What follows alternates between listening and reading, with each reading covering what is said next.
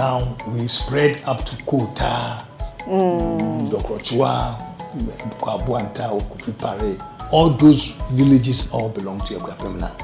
Because after the war, our uncle removed the boundary so that you can give us more land.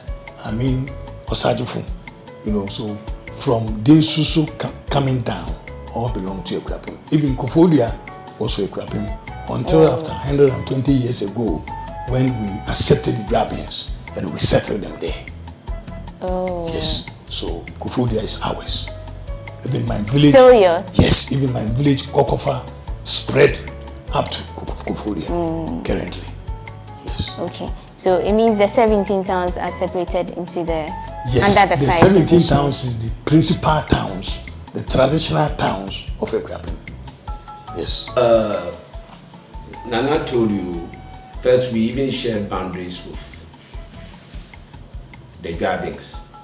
That's month 15 if I'm not. Yes, sure. 15. First Jodua was part of. Akuapem. Yes. So of late that it was cleared out of Eastern region. Yes. But that was why we had the National House of Chiefs. Yes. Jodua. I see. Into Greater Accra. Oh. Akuapem TV. Bepauso. Hein.